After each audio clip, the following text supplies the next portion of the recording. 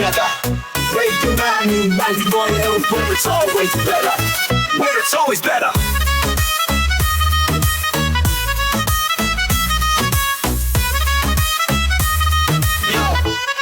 Yo, सुबह का सूरज या शाम का रंग, we bring you joy हर जुबान का धन. Community की बात हम हैं आपके साथ, let's spread the love, चलो मिल के साथ. Tune in, turn up, दिल से बात करो. Radio Manu 92 FM के साथ चलो. Every voice counts, हर लम्हा यहाँ. चलो बात करके देखते हैं, let's all shine on. Yo, let's all go.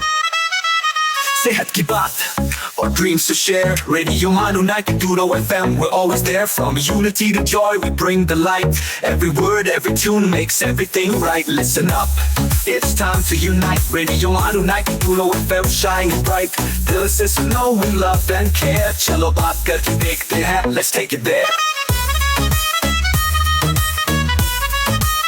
So come along for the ride. Radio Manu 92 FM, we're by your side. चलो बात करके देखते हैं. Your voice, your guide.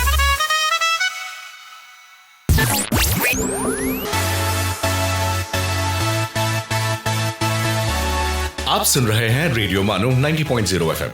चलो बात करके देखते हैं.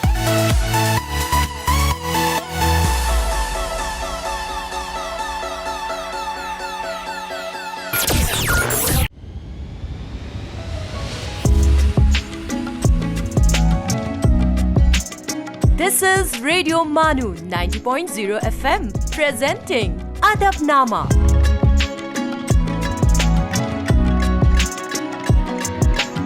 दोस्तों आदाब, मैं हूं आपका दोस्त और होस्ट डॉक्टर मोहम्मद इम्तियाज़.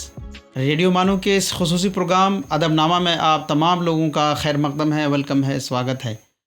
दोस्तों, जैसा कि आप लोगों को मालूम है कि हम इस प्रोग्राम के तहत मुख्तलिफ़ ज़ुबानों यानी उर्दू, हिंदी, अरबी, फ़ारसी के शायरों, अदीबों और तख्लीक़कारों से आपको रूबरू कराते हैं. चुनांचे आज के इस एपिसोड में एक मशहूर और मैं ये कहूँ कि बैनुल-अक़वामी शोहरत के हामिल अफ़साना निगार, नावल निगार हमारे स्टूडियो में मौजूद हैं. मेरी मुराद सैयद नूरुल हसन साहब हैं. नूरुल हसन साहब, आपका हमारे इस प्रोग्राम में खैर मकदम है, वेलकम है. बहुत बहुत शुक्रिया तो मैं आपका अदा करूं कि आपने मुझे इस काबिल समझा और अपने स्टूडियो में मुझे बुलाया. जी, हम लोगों के लिए खुशनसीबी की बात है. जैसा कि हमारा प्रोग्राम का फॉर्मेट है कि मुख्तसरन हम लोग किसी भी मेहमान और किसी भी गेस्ट का हम लोग मुख्तसरन तारुफ पेश करते हैं. तो मुख्तसरन तारुफ आपके सामने, वैसे वो तारुफ के मोहताज नहीं है, तारुफ पेश करना मुनासिब समझता हूँ. सैयद नूरुल हसन साहब, आप तारीख़ी शहर औरंगाबाद दक्कन में 19 मार्च 1950 में पैदा हुए.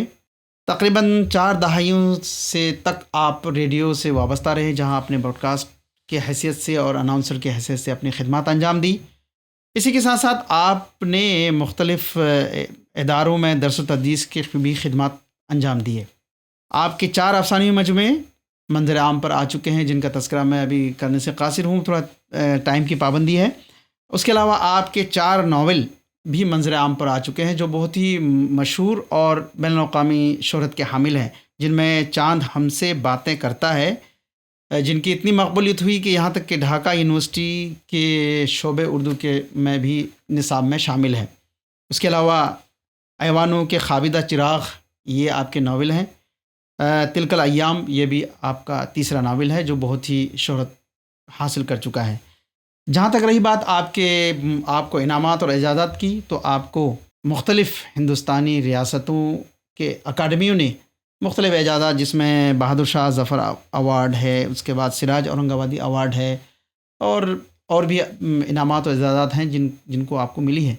लेकिन एक बैनुल-अक़वामी एजाज़त से अभी आपको नवाजा जा चुका है, जो दोहा कतर इंटरनेशनल अवार्ड, अदबी अवार्ड से भी आपको नवाजा जा चुका है.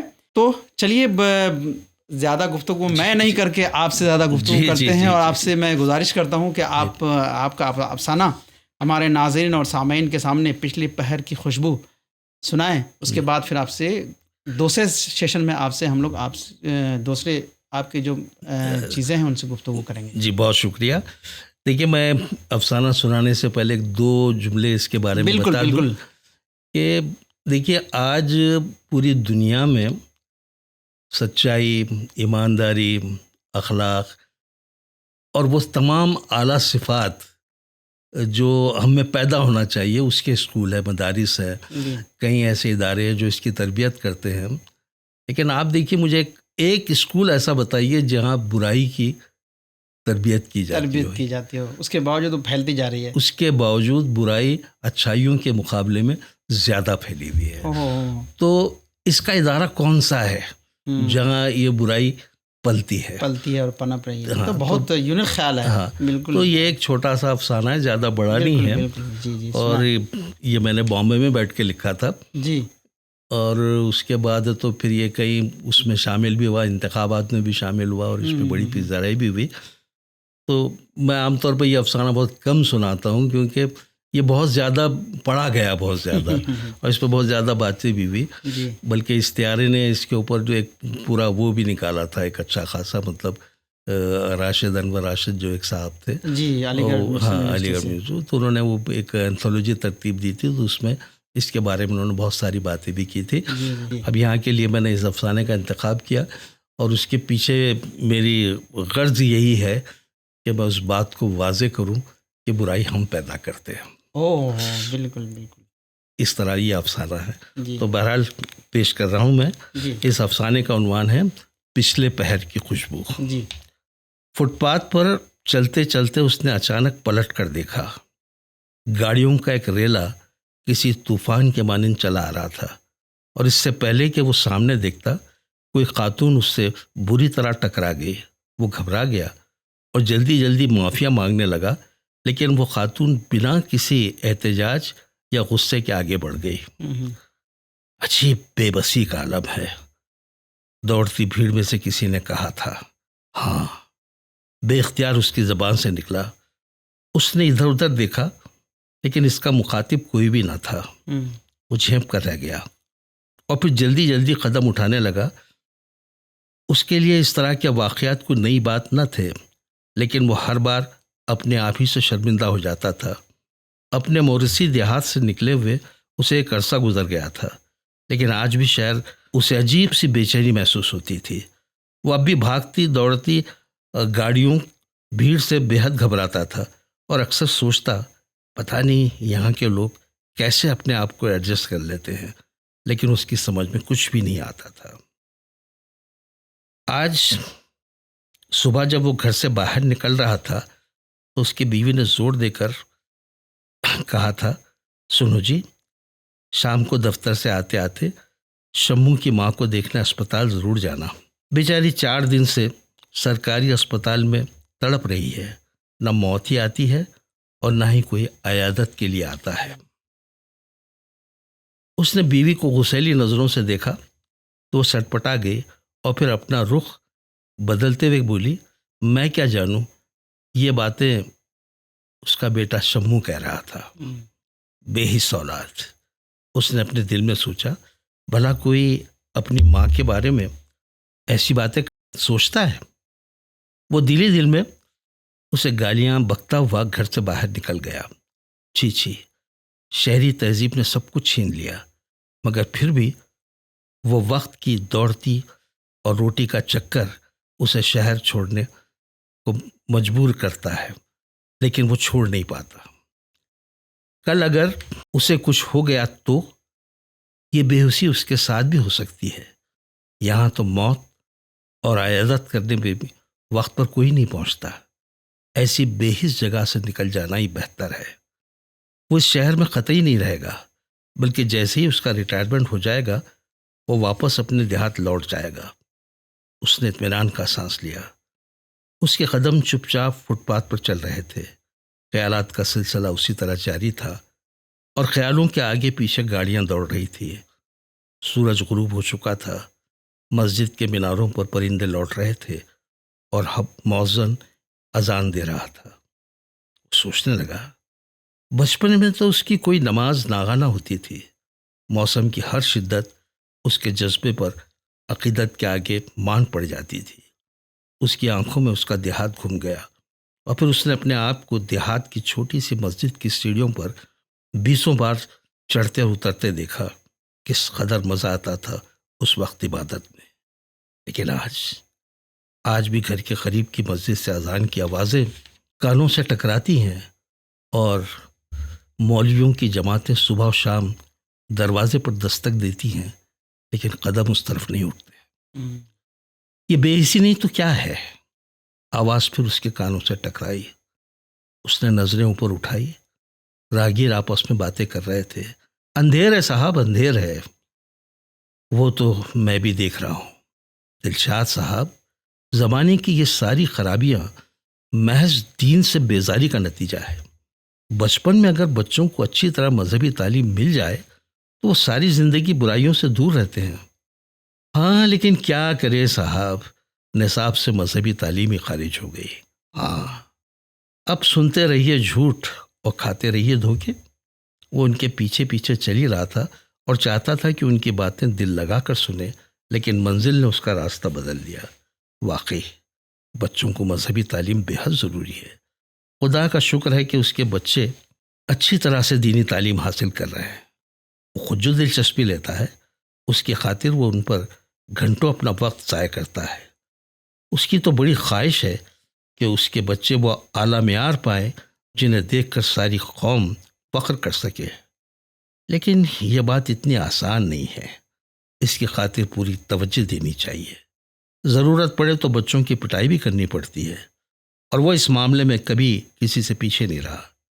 आज ही सुबह की बात है, मुन्ना जब नमाज का ऐलान करके मस्जिद के बजाय दोस्तों की में निकल गया था तो उसने उसकी किस कदर पिटाई की थी। अगर वो उस वक्त अनजान बन जाता तो मुन्ना झूठ और बहाने बनाने में ताक हो जाता। बाबूजी, बाबूजी, 2 दिन से भूखा हूँ, अल्लाह के नाम पर कुछ दिला दो। उसने पलट कर देखा। एक 10-12 बरस का लड़का मिस्कीन सूरत बनाए खड़ा था। उसने अपनी जेब का जायज़ा लिया और 1 रुपया उसकी हथेली पर रख दिया। दूसरे ही लम्हे वो लड़का भाग खड़ा हुआ। रुपया उसकी मुट्ठी में बंद था और बेतहाशा दौड़ रहा था। उसे अजीब सा इत्मीनान महसूस हुआ और उसने अपने तस्वुर में उस लड़के को 1 रुपये के एवज़ हम अक़साम के लजीज खानों से अपने पेट की आग बुझाते हुए देखा। उसके चेहरे पर मुस्कुराहट फैल गई और चाल में अपने आप ही एक अजीब सी रौनक पैदा हो गई। उसने अपने अंदर झांक कर देखा तो उसे महसूस हुआ जैसे उसके अंदर कदावर हातिम ताई का ख़त एकदम खट गया है और वो सारे आसमान में फैल गया है। वो शान बेनियाज़ी से आगे बढ़ा। बाबूजी, 2 दिन का भूखा हूँ, अल्लाह के नाम पर कुछ दिला दो। आवाज़ फिर उसके कानों से टकराई और उसने देखा वही लड़का किसी और राहगीर के सामने हाथ फैलाए खड़ा है। उसे बेहद गुस्सा आया। उसने उसे घूर कर देखा, लेकिन लड़के ने उसे कोई अहमियत न दी। भाई साहब 1 मिनट। उसने पलट कर देखा। उसका मुखातिब तीर की तरह उसके सामने आकर तराजू हो गया। मुसाफिर हूँ, किसी ने मेरी जेब काट ली है। अगर आप कुछ मदद कर दें तो मैं अपने गांव लौट जाऊंगा। उसने शक की नज़रों से उसकी तरफ देखा और फिर बोला, चलो मेरे साथ, बस स्टैंड चलते हैं। मैं तुम्हें पैसे देने के बजाय टिकट खरीद कर तुमको सवार कर देता हूँ। वो शख्स बड़बड़ाता हुआ तेज़ी से आगे निकल गया और उसे हंसी आ गई। गाड़ियाँ अब भी उसके आगे पीछे दौड़ रही थी और वो सोच रहा था आखिर फरेब, झूठ, बेईमानी की कौन तरबियत करता होगा। लेकिन उसे दूर दूर तक कोई ऐसा मदरसा नज़र नहीं आया। जो ही उसने घर में पहला कदम रखा, बीवी फिक्रमंद मेरे सामने आ गई और उसने सवाल किया, गए थे आप अस्पताल ना? इस अचानक सवाल के लिए वो तैयार नहीं था। परेशानी उसके चेहरे पर तारीक रात की तरह फैल गई, लेकिन दूसरे ही लम्हे उसने अपने आप पर काबू पा लिया और फिर निहायत पूरे एतमाद लहजे में जवाब दिया, वाकई शम्मू की माँ बहुत बीमार है। वो ठीक ही कहता था कि यहाँ अयादत के लिए भी किसी के पास वक्त नहीं है। उसकी बीवी ने उसकी तरफ सवालिया नज़रों से देखा। बेचारी शम्मू की माँ। वो कपड़े तब्दील करने लगा, लेकिन उसे अजीब सी नज़ामत महसूस हो रही थी। सुबह मुन्ने के मुंह पर मारे हुए सारे थप्पड़ पलटकर उसके अपने चेहरे पर बरस रहे थे। इतने में दरवाजे पर दस्तक हुई। सुनो जी, हमारे मोहल्ले में जमात आई हुई है, इज्तिमा है आज। शायद वही लोग होंगे। बीवी की सरगोशी उसके कानों से टकराई। उसने बेजारी से बीवी की तरफ देखा और फिर कुर्सी पर ढेर होते हुए मुन्ने को हुक्म दिया, बेटे उनसे कह दो बाबा घर में नहीं है। और मुन्ना चुपचाप दरवाजे की तरफ दौड़ गया। वाह वाह वाह, बहुत खूब बहुत खूब। तो दोस्तों, ये हैं सैयद नूरुल हसन साहब, जिन्होंने अपना अफसाना पिछले पहर की खुशबू सुनाया आपको। लेकिन वक्त हो चला है एक छोटे से ब्रेक का। ब्रेक के बाद फिर हम लोग उनसे बहुत सारी बातें करेंगे और ढेर सारी बातें अफसाना और नावल और भी अफसाने से समाज पर क्या असरात मुरतब हो रहे हैं, उन तमाम चीज़ों पर उनसे गुफ्तगू का सिलसिला जारी रखेंगे। आप सुन रहे हैं अदबनामा, रेडियो मानू 90.0 FM का लिटरेचर एंड कल्चर शो।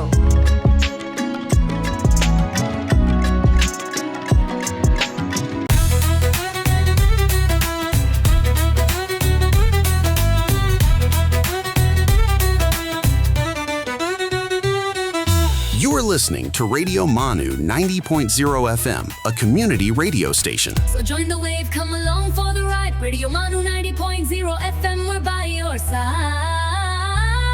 चलो बात करके देखते हैं. Your voice, your guide.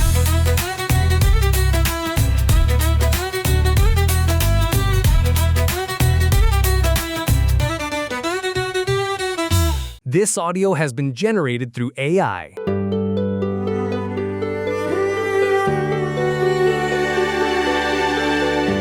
Let's listen to अर्ज किया है। आदाब दोस्तों, आप सुन रहे हैं अर्ज किया है रेडियो मानू 90.0 FM पर। आइए आज मुलाकात करते हैं उर्दू अदब के मशहूर शायर और हिंदुस्तान के आखिरी मुगल बादशाह बहादुर शाह जफर से। बहादुर शाह जफर का जन्म 1775 में दिल्ली में हुआ। वो मुगल सल्तनत के आखिरी हुक्मरान थे, लेकिन उनकी असली पहचान उनकी शायरी, सूफी मिजाज और अदबी ज़ौक़ से भी जुड़ी हुई है।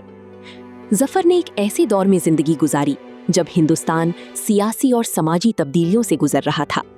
उनकी शायरी में दर्द, हिज्र, तन्हाई और वतन से मोहब्बत के जज्बात गहरी शिद्दत के साथ नुमायां होते हैं। बहादुर शाह जफर की गज़लों की खास बात उनकी सादगी, असर आफरीनी और जज्बात की सच्चाई है। उनके आशार दिल के दर्द और जिंदगी की नापायदारी का आईना मालूम होते हैं। आइए उनकी चंद मशहूर आशार सुनते हैं। बात करनी मुझे मुश्किल कभी ऐसी तो न थी, जैसी अब है तेरी महफिल कभी ऐसी तो न थी। और उनका ये शेर तो उर्दू अदब की तारीख में अमर हो चुका है। कितना है बदनसीब जफर दफ्न के लिए, 2 गज जमीन भी न मिली कोई यार में। और एक और दिल सोच शेर, न किसी की आंख का नूर हो, न किसी की दिल का करार हो। बहादुर शाह जफर की शायरी एक गुजरी हुई दौर की याद, इंसानी जज्बात की गहराई और वतन से बेपनाह मोहब्बत का पैगाम देती है। इसीलिए उनका कलाम आज भी अदब के शायकीन के दिलों में जिंदा है। इसी के साथ दीजिए इजाजत, फिर मुलाकात होगी एक और अजीम अदबी शख्सियत के साथ। आप सुन रहे थी अर्ज किया है सिर्फ रेडियो मानू 90.0 FM पर। खुदा हाफिज।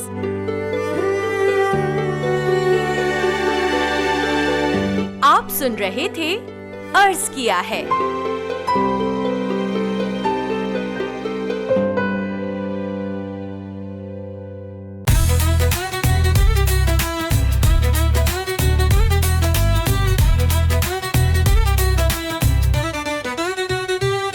For sales, marketing and brand promotions, write to us on Radio Manu at manu.edu.in.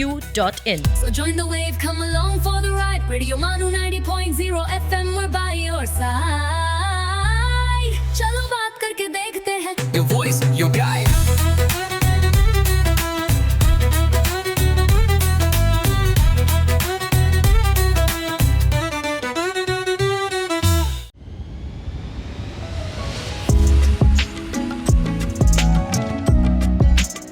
आप सुन रहे हैं अदबनामा, रेडियो मानू 90.0 FM का literature and culture show. Break के बाद फिर एक बार आपका हमारे इस खुसूसी प्रोग्राम अदबनामा में खैर मकदम है, वेलकम है। जैसा कि आप लोगों को मालूम है कि आज हमारे स्टूडियो में मौजूद है सैयद नूरुल हसनैन साहब, जो बेहतरीन अफसाना निगार, बेहतरीन नावल निगार और एक आलमी शोहरत याफ्ता नावल निगार कहा जाए तो ज़्यादा बेहतर है। और उसके साथ साथ आप दूसरे खसूसियात के भी हामिल हैं। आप रेडियो से भी जुड़े रहे हैं और आप दर्स व तदरीस से भी वाबस्ता रहे हैं जिन्होंने आपको अफसाना सुनाया।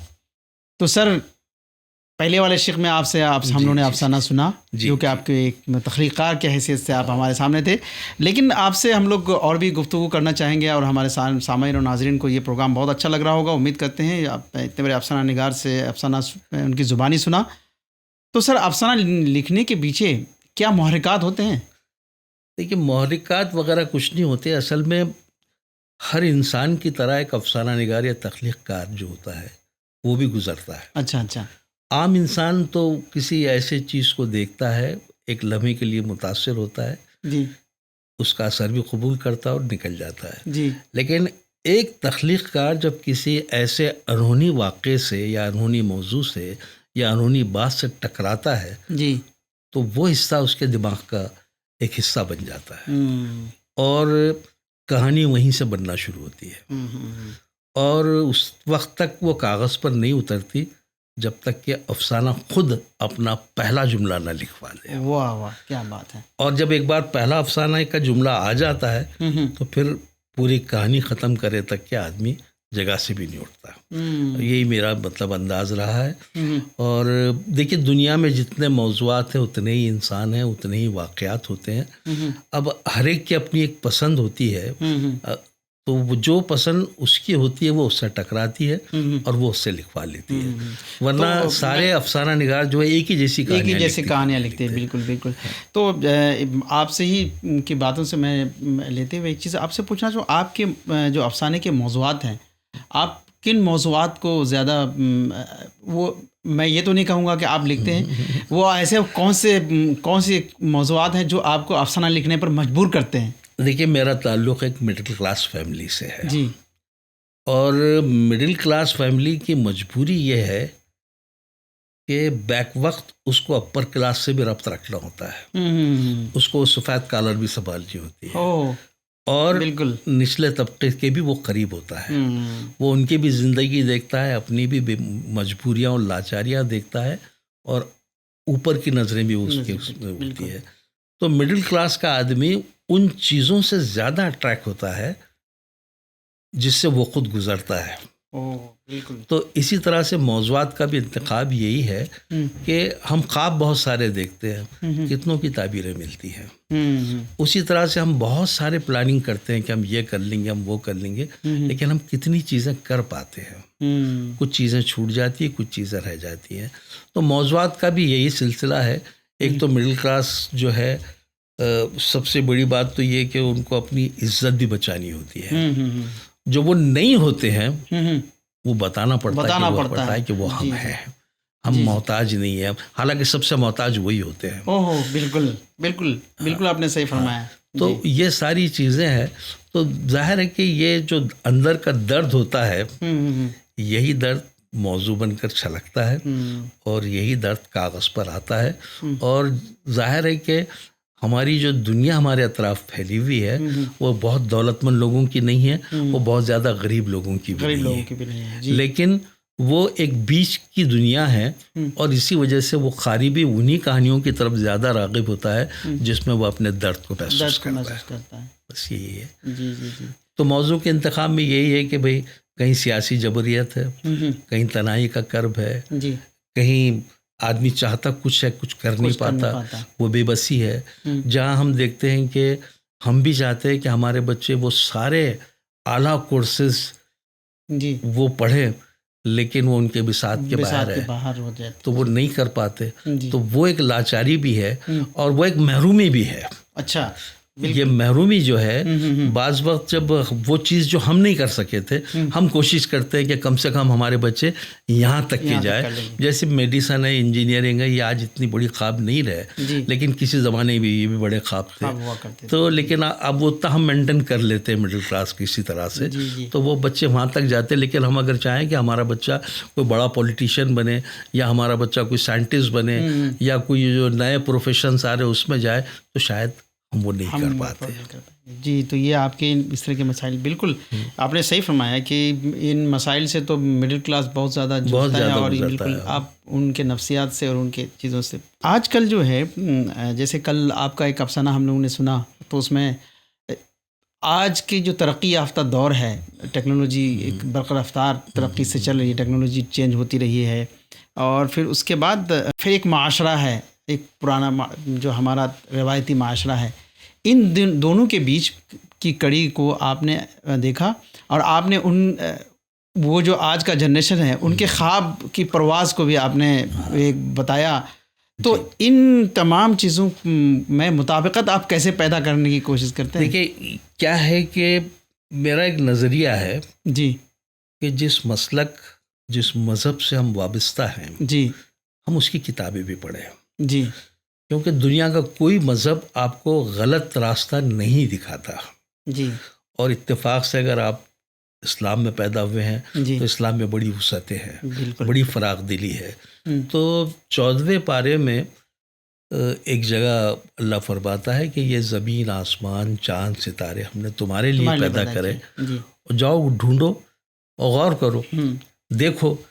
लेकिन मुसलमान जो तनज़्ज़ुल का शिकार हो गए, जिनको ये हिदायत मिली हुई है कि जाओ देखो, जी, अपने तख़य्युल की परवाज़ को वहाँ परवाज़ तक करो, फैलाओ, इजादात करो, तो हम उस मैदान में हम पीछे सर गए। जी, तो ज़ाहिर है कि दूसरी कौम वहाँ तक जा रही है, और आज हम देख रहे हैं कि चाँद तो हमने कॉन्कर कर ही लिया था, वहाँ आदमी के कदम चले भी गए थे, अब हम मरीख़ और दूसरे सितारों की तरफ बढ़ रहे हैं। जी, जी, और कुछ अजब नहीं है कि अल्लाह का खौल और इंसान की जद्दोजहद बिल्कुल, ये रंग लाएगी। बिल्कुल, तो कोई अजब नहीं है कि एक वक्त ऐसा भी आ जाए कि दुनिया सारी कायनात में फैल जाए, बिल्कुल, वहाँ रहे, ये रहे।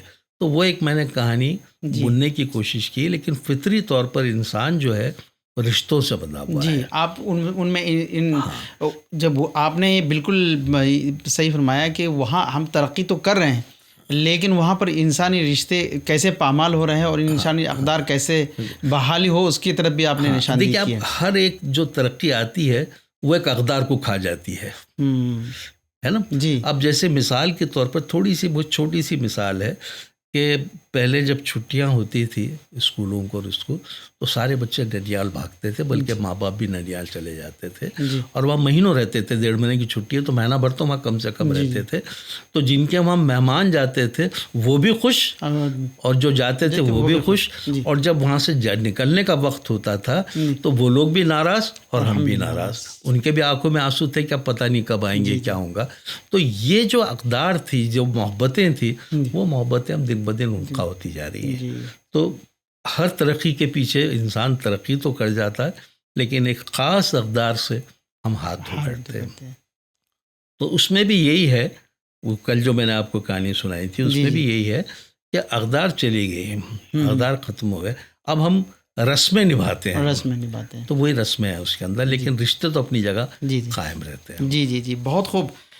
तो दोस्तों, ये हैं सैयद नूरुल हसनैन साहब जो बेहतरीन गुफ्तगू कर रहे हैं, बहुत ही माना खेज बातें कर रहे हैं, लेकिन वक्त हो चला है सर एक छोटा सा ब्रेक का। ब्रेक के बाद फिर हम लोग आपसे गुफ्तगू का सिलसिला जारी रखेंगे। जी जी, बहुत मेहरबानी। तो दोस्तों, अब लेते हैं एक छोटा सा ब्रेक। ब्रेक के बाद फिर आपसे गुफ्तगू का सिलसिला जारी रखेंगे। You are listening to Adabnama, Radio Manu 90.0 FM's Literature and Culture Show.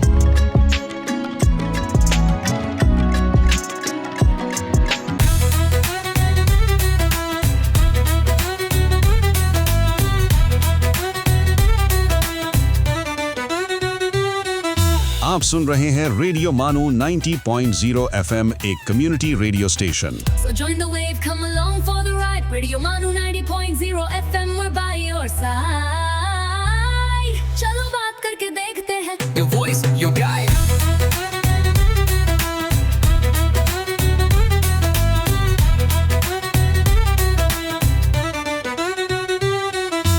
This audio has been generated through AI. Let's listen to History's Mysteries. आदाब दोस्तों, आप सुन रहे हैं रेडियो मानू 90.0 FM और मैं हूं आरजे उबैद। खैर मकदम है आप सबका हमारे खास प्रोग्राम हिस्ट्रीज मिस्ट्रीज में, जहां हम तारीख के उन दिलचस्प सफ़ों को खोलते हैं जिन्होंने साइंस, टेक्नोलॉजी और इंसानी जिंदगी को हमेशा के लिए बदल दिया। आज की कहानी है मोटरसाइकिल की। साल था 1876। जर्मनी के इंजीनियर निकोलाउस ओटो ने दुनिया का पहला सफल 4 स्ट्रोक इंटरनल कंबस्शन इंजन तैयार किया। ये इंजन, जिसे ओटो साइकिल के नाम से जाना जाता है, ऑटोमोबाइल्स और मोटरसाइकिल्स की दुनिया में एक बड़े इनकलाब की बुनियाद बना। इस इन्वेंशन ने छोटे, ताकतवर और ज्यादा भरोसेमंद इंजन बनाना मुमकिन कर दिया। फिर आया 1885। जर्मनी के 2 इंजीनियर्स गॉटलीब डाइमर और विल्हेम मेबैक ने निकोलाउस ओटो के 4 स्ट्रोक इंजन को एक लकड़ी के 2 पहिया फ्रेम पर लगाया। इस मशीन का नाम था राइट वैगन, जिसे दुनिया की पहली पेट्रोल पावर्ड मोटरसाइकिल माना जाता है। आज की मोटरसाइकिल से बिल्कुल अलग राइट वैगन का फ्रेम लकड़ी का था और बैलेंस बनाए रखने के लिए इसके दोनों तरफ छोटे सपोर्ट व्हील्स भी लगे हुए थे। इसकी रफ्तार लगभग 12 किलोमीटर प्रति घंटा थी। भले ही ये देखने में सादगी भरी थी, लेकिन इसी ने मोटरसाइकिलिंग के नए दौर का दरवाजा खोला। इसके बाद मोटरसाइकिल टेक्नोलॉजी तेजी से तरक्की करती गई। बेहतर इंजन्स, मजबूत स्टील फ्रेम्स, सस्पेंशन सिस्टम्स और ब्रेकिंग टेक्नोलॉजी ने मोटरसाइकिल्स को ज्यादा सुरक्षित और तेज बना दिया। 20वीं सेंचुरी तक motorcycles police, army, postal services और स्पोर्ट्स का अहम हिस्सा बन चुकी थी। फिर मोटरसाइकिल रेसिंग ने इस मशीन को दुनिया भर में और भी मशहूर कर दिया। आज की मोटरसाइकिल्स में fuel injection, ABS braking system, traction control, GPS navigation और इलेक्ट्रिक मोटर्स जैसी एडवांस टेक्नोलॉजीज शामिल हो चुकी हैं। लेकिन इन सब की बुनियाद उस इंजन ने रखी थी जिसे निकोलाउस ओटो ने बनाया, और उस पहली मोटरसाइकिल ने मजबूत की जिसे डाइमर और मेबैक ने दुनिया के सामने पेश किया। तो दोस्तों, मोटरसाइकिल सिर्फ 2 पहियों पर चलने वाली एक मशीन नहीं है।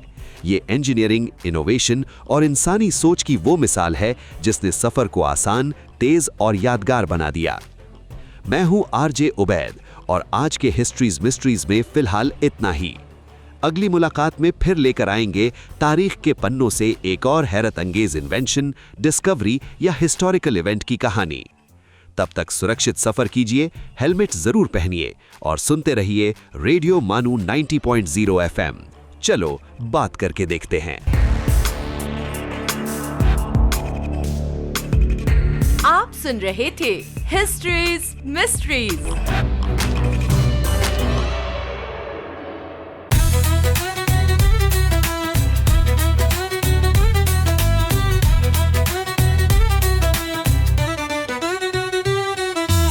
मार्केटिंग और ब्रांड प्रमोशंस के लिए हमसे राब्ता करें radiomanu@manu.edu.in पर। So join the wave, come along for the ride. Radio Manu 90.0 FM, we're by your side. चलो बात करके देखते हैं। Your voice, your guide.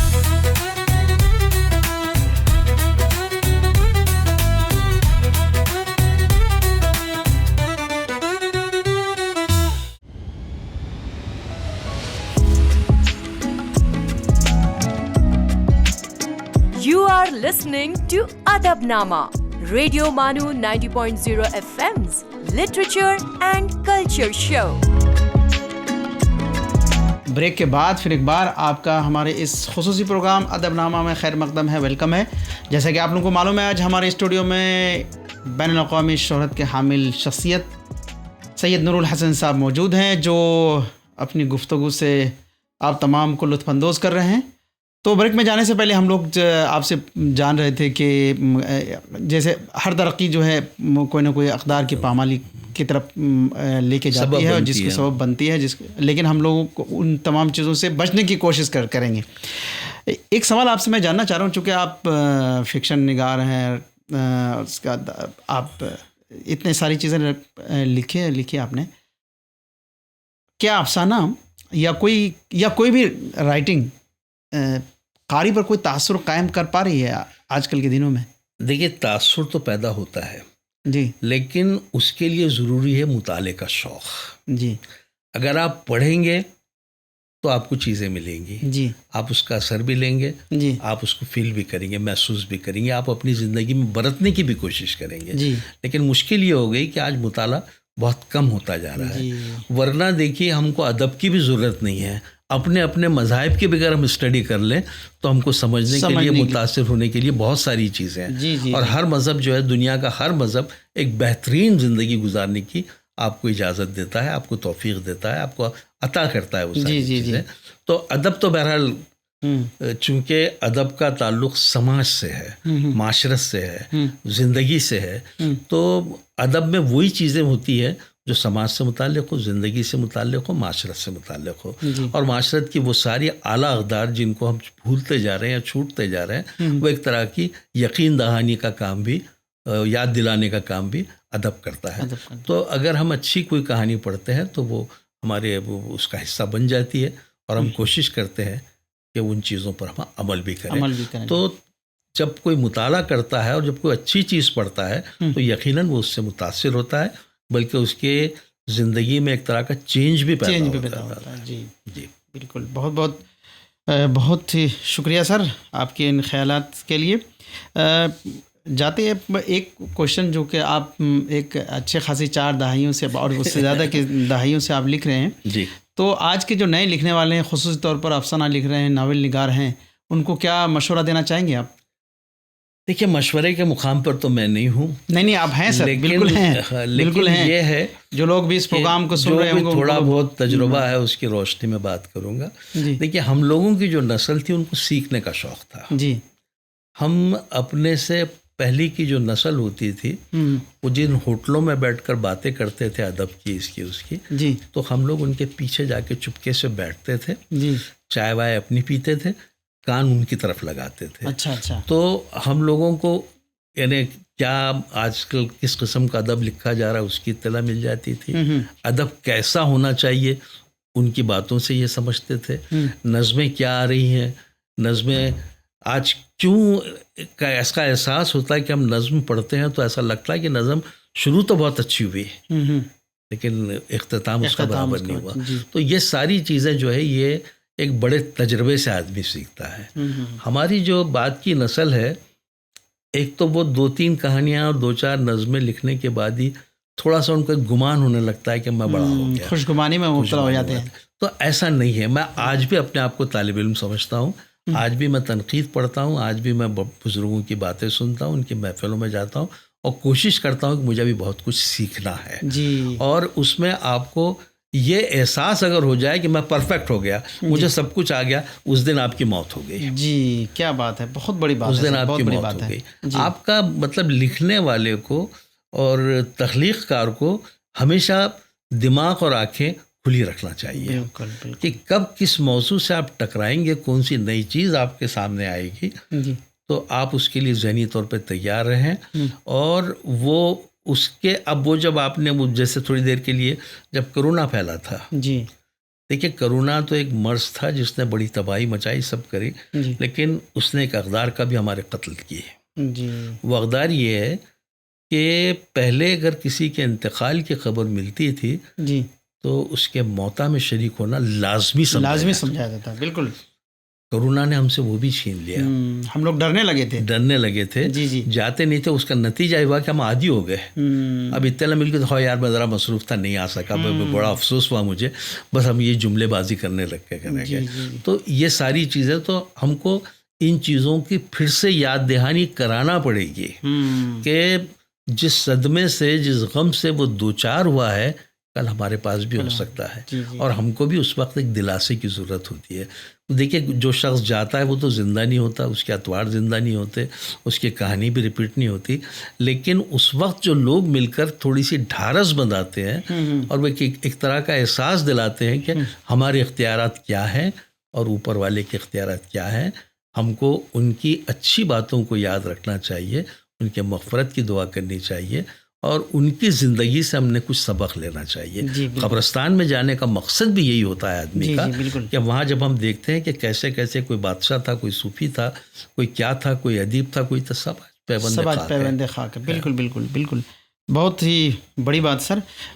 एक क्वेश्चन जो मुझे पूछने का दिल चाह रहा है वो जी, जरूर मैं पूछिए। पूछ ले रहा हूँ कि कोई ऐसा तबसरा या कोई ऐसा फीडबैक जो किसी ने दिया हो और वो फीडबैक वो आपके दिल को छू गया हो। जी देखिए, एक तख्लीक़कार का सबसे बड़ा अवार्ड होता है उसका कारी।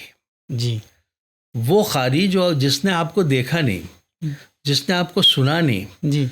जिसने आपकी तख्लीक़ पढ़ा है जी। और वो उसके दिल को छू गई, और वो या तो एक फ़ोन करता है या पोस्ट कार्ड पर 2 सतरें लिखता है कि भाई साहब मैंने आपकी ये कहानी पढ़ी, मुझे बहुत पसंद आई, माशाल्लाह आप बहुत अच्छा लिखते हैं।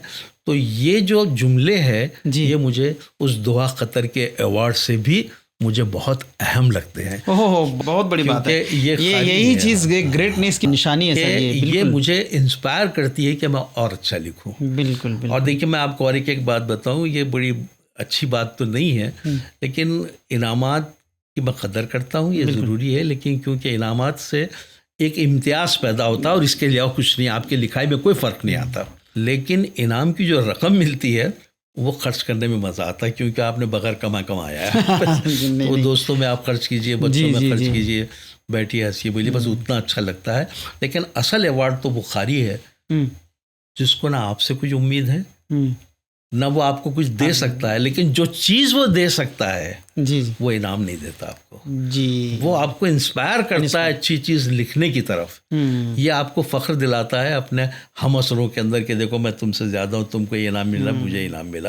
लेकिन इससे लिखाई में कोई फ़र्क नहीं आता। इंस्पिरेशन तो वो कारी तो मैं जो तासुरात है उनसे। और इसलिए मैं अपने से जो छोटे बच्चे हैं जो लिख रहे हैं, मैं उनकी हमेशा हिम्मत अफजाई करता हूँ। जी बिल्कुल। और जो चीज़ों से मैं गुजरा, मैं नहीं चाहता कि मेरे बाद जो नस्ल आ रही है वो इस तरह की तज़ीक़ आमेज़ जुमलों से वो गुजरे। जी जी। तो मैं कोशिश करता हूँ कि उनकी हिम्मत अफजाई करूँ। उनको ठीक है आज अच्छा नहीं लिख रहे हैं हम, लेकिन अगर वो लिखते रहेंगे तो कल अच्छा लिखेंगे। बहुत बहुत बहुत बहुत शुक्रिया सर। अगर मेरा दिल तो चाह रहा है कि मैं आपसे गुफ्तगू का सिलसिला यूं ही जारी रखूं, लेकिन वक्त की कुछ पाबंदियां हैं। जी। तो फिर हम लोग कभी किसी और प्रोग्राम में फिर आपसे गुफ्तगू का सिलसिला जारी रखेंगे। बहुत बहुत शुक्रिया जी। शुक्रगुजार तो मैं आपका हूँ कि जिन कारी की मैंने आपके सामने बात की कि मेरे लिए वो बहुत अहम है जी, आप मेरे लिए वो वास्ता बने कि मैं अपने कारी तक जी। बहुत बहुत आपके ज़रा नवाज़ी है। बहुत बहुत शुक्रिया आपका भी मशकूर हूँ कि आपने मुझे यहाँ तक मदऊ किया, मुझसे बातें की, मेरी कहानियों के बारे में। हम लोगों के लिए तो ये फ़ख्र की बात है कि आज हमारे स्टूडियो में आप मौजूद हैं। बहुत बहुत शुक्रिया, बहुत बहुत शुक्रिया। तो दोस्तों, ये थे सैयद नूरुल हसनैन साहब, जिन्होंने अपने मानाखेज़ गुफ्तगू से बेहतरीन आपको एक अलग आयाम की तरफ लेके गए, एक अलग अदबी सफ़र की तरफ लेके गए। उम्मीद करते हैं कि ये तमाम गुफ्तगू आपको बहुत ही इंस्पायर की होंगी और बहुत बहुत आपको पढ़ने लिखने की तरफ मदऊ की होंगी। आइंदा फिर किसी और राइटर से, किसी और अफसाना निगार से, किसी और स्क्रीन प्ले राइटर से, शायर से, अदीबों से आपको रूबरू कराएंगे। आदाब। आप सुन रहे थे अदबनामा रेडियो मानू 90.0 FM पर। चलो बात करके देखते हैं।